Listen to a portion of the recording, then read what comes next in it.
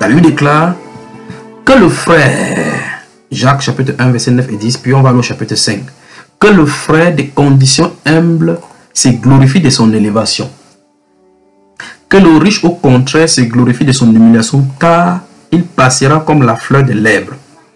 Verset 11 même dit,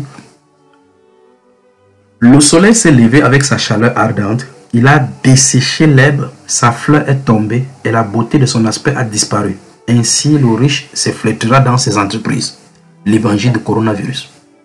Toi qui m'écoutes maintenant, tu dis tu es une grande dame, tu mets le maquillage, tu passes, on te voit, tu mets le poudre d'escampette, tu mets le fond de teint, le teint de fond.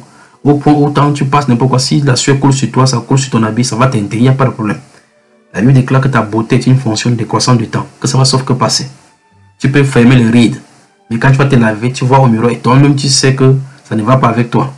Tu es vieille, tu peux chasser comme tu veux. Donc la Bible déclare que toi qui es riche, ça va te flétrir, ça va te flétrir, ça va se flétrir. Tu peux être puissant, oui. Où sont les caddies de Fosso? Où sont les Fosso Victor, multimilliardaires, qui sont craints par le pouvoir, qui ont investi dans les pays, et finalement ils partent sans 5 francs. Et qu'est-ce qui va arriver?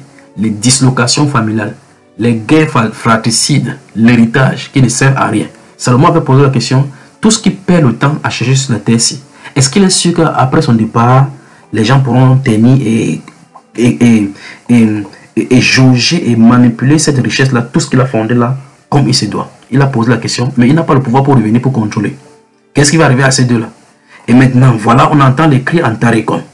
On entend les cris à Tarikon. Les cris et des lamentations sortent de Tarikon. Les cris et des lamentations sortent de Tarikon. Qu'est-ce qui arrive? Celui qui levait la main droite en haut, voilà la main droite qui est baissée. Et voilà le silence en Tarikon. Qu'est-ce qui se passe? Silence pour toujours en Tarikon. Tarikon pleure son nom. Tarikon pleure son nom.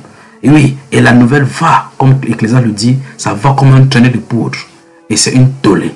Une nouvelle pour appeler que le cordon est coupé. Tarikon, écoutez, écoutez, écoutez, vous pouvez écouter les pleurs. Écoutez les pleurs. Écoutez les pleurs en Tarikon, écoutez, écoutez dans ce calme-là. Écoutez, Tarikon, Tarikon, Tarikon, les pleurs en Tarikon. C'est quoi? Nous étions puissants. On levait les mains comme Moïse. Oui, que le pouvoir, en levant les mains vers le ciel. Mais c'est le Dieu Tout-Puissant qui donne le pouvoir. Les grands de ce monde, où se trouvent-ils? Tous, ils finissent par la poussière, car il dit, tu es poussière, tu retourneras à la poussière. Des cris et de la grande lamentation. Qu'est-ce qu'il y a? Voilà le pays qui change. Ça va changer sans vous. Tarikon. Alors, donc, dans ce livre de Jacques au chapitre 5, Jacques chapitre 5, Jacques chapitre 5, verset 1 à 6, qu'est-ce qu'il est dit?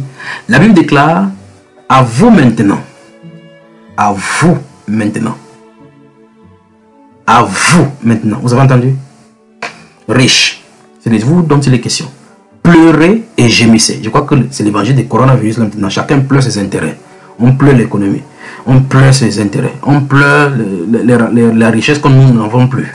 Oh mon Dieu. Que Dieu nous donne la grâce de comprendre. Gémissez à cause des malheurs qui viendront sur vous. L'évangile du coronavirus. Vos richesses sont pourries et vos vêtements sont rongés par la teigne. Votre or et votre argent sont rouillés et les rouilles se lèvera en témoignage contre vous et dévorera vos chairs comme un feu. Vous avez amassé des trésors dans les derniers jours.